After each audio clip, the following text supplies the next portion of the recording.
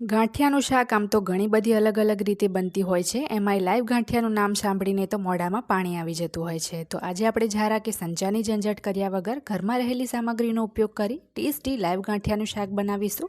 જે ખાઈ તમે પંજાબી શાક પણ ભૂલી જશો એની ગેરંટી છે. સવાર કે સાંજના ડિનરમાં જ્યારે ઘરમાં કોઈ લીલા શાકભાજી ના હોય ત્યારે ઝટપટ બનાવી ખાઈ શકાય એવું આ શાક છે, જે ઘરમાં વડીલોથી લઈ બાળકો દરેકને પસંદ પણ આવે છે. તો ચાલો બનાવવાનું શરૂ કરીએ. તો એના માટે એક કડાઈમાં આપણે 3 ટેબલ સ્પૂન એટલે કે 1/4 કપ તેલ એડ કરીશું. તેલ ગરમ થાય એટલે એમાં 1 ચમચી જેટલું જીરું અને 5 ચમચી જેટલી રાઈ ઉમેરીશું. સાથે જ 5 ચમચી એમાં હિંગ ઉમેરીશું. 1 તમાલપત્ર અને 5 ચમચી એમાં અજમો ઉમેરીશું. હવે એની અંદર આપણે 2 મોટી ચમચી તાજા જ વાટેલા આદુ લસણ મરચાં ઉમેરવાના છે, જેની અંદર મેં 2 તીખા લીલા મરચાં, 15 થી 20 લસણની કળી અને પાર ટુકડો આદુનો લઈ તાજા જ એને વાટી લીધા હતા.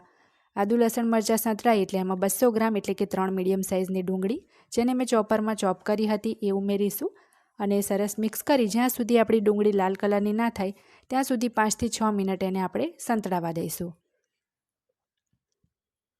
5 થી 6 મિનિટ પછી તમે જોઈ શકો છો ડુંગળી અહીંયા સરસ લાલ થઈ ગઈ છે. તો હવે એની અંદર આપણે ટામેટાં ઉમેરવાના છે. તો 280 ગ્રામ જેટલા ટામેટાને પણ મેં ચોપરમાં બારીક ચોપ કરી લીધા હતા, એ ઉમેરીશું. સ્વાદ પ્રમાણે એની અંદર આપણે મીઠું ઉમેરીશું. મસાલાની અંદર આપણે 1 ટેબલ સ્પૂન એટલે કે 1 મોટી ચમચી ધાણા જીરું પાવડર, અડધી ચમચી હળદર અને અડધી ચમચી ગરમ મસાલો ઉમેરીશું. સરસ મિક્સ કરી ઢાંકીને આપણે ટામેટાને પણ 5 થી 6 મિનિટ માટે ચડવા દેવાના છે. અને ટામેટા આપણા ચડે ત્યાં સુધીમાં આપણે આગળની પ્રોસેસ કરીશું. તો હવે આપણે આની ઉપર એક પ્લેટ ઢાંકી દઈએ અને તેલ છૂટું પડે ત્યાં સુધી ટામેટાને પણ ચડવા દઈએ. ત્યાં સુધીમાં એક બાઉલમાં આપણે 1.5 કપ જેટલું એટલે કે વજનમાં જુઓ તો 325 ગ્રામ જેટલું મીડિયમ ખાટું હોય એવું દહીં લેવાનું છે. દહીંની અંદર આપણે 1 મોટી ચમચી એટલે કે 1 ટેબલ સ્પૂન બેસન ઉમેરી દઈએ, જેથી આપણું દહીં જ્યારે આપણે કડાઈમાં ઉમેરીએ તો બિલકુલ પણ ફાટે નહીં. અને સરસ આ રીતના વિસ્કરની મદદથી દહીંને આપણે ફેંટી લેવાનું છે.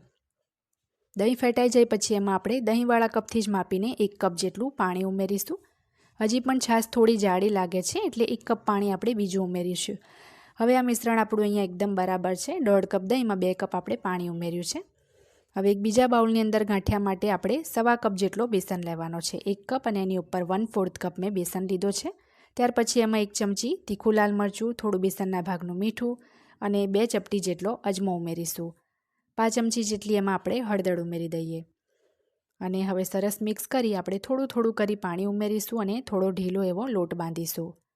લોટ કઈ રીતનો બાંધવાનો છે એ પણ હું તમને બતાવી દઉં છું. એકદમ ઢીલો પણ નહીં અને એકદમ કઠણ પણ નહીં. લોટ આપણને ઘસતા ફાવે એ રીતનો આપણે બાંધવાનો છે. ત્યાર પછી એમાં 2 ચપટી સોડા એટલે કે બેકિંગ સોડા ઉમેરવાનો છે અને સરસ એને મિક્સ કરી લઈશું. થોડો જો સોડા ઉમેરશું તો ગાંઠિયા કાચા પણ નહીં રહે, જલ્દી ચડી પણ જશે. બીજી બાજુ 5 થી 6 મિનિટ પછી તમે જુઓ તો ટામેટામાંથી પણ સરસ તેલ છૂટું પડી ગયું છે. તો હવે આપણે જે દહીંની એમાં છાશ તૈયાર કરી હતી એ ઉમેરી દઈશું. આ છાશને હવે આપણે સરસ ઉકળવા દેવાની છે. જો છાશ ઉકળી નહીં હોય અને તમે ગાંઠિયા પાડવા લાગશો તો બધા જ ગાંઠિયા શાકની અંદર લોંદો વળી જશે, એટલે ખાસ આપણે આને ઉકાળવાનું છે.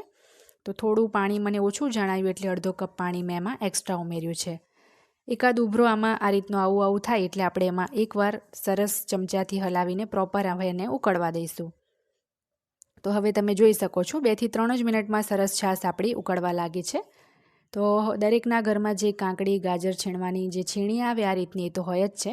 તો એ છીણીને ઊંધી પકડી આ રીતના આપણે લોટને ઘસી લઈશું, જેથી તમે જોશો તો ધીરે ધીરે એકદમ નાના નાના એમાં ગાંઠિયા પડે છે. એકદમ ઇઝીલી આ ગાંઠિયા પડી જાય છે.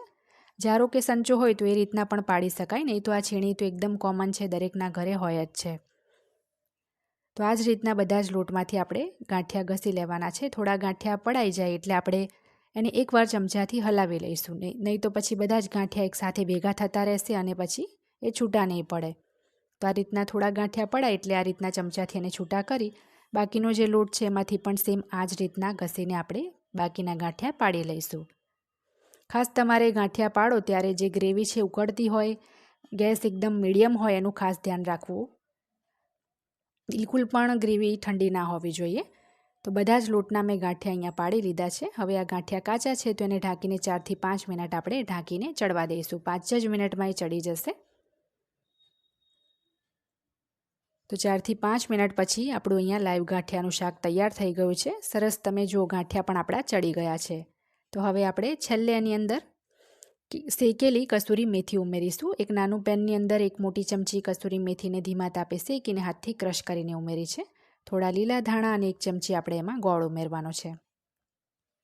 તો આપણું આ ચટપટું લાઈવ ગાંઠિયાનું શાક અહીંયા તૈયાર થઈ ગયું છે, જેને અહીંયા મેં 4થી 5 વ્યક્તિ માટે તૈયાર કર્યું છે. તો હવે આને આપણે સર્વ કરીશું.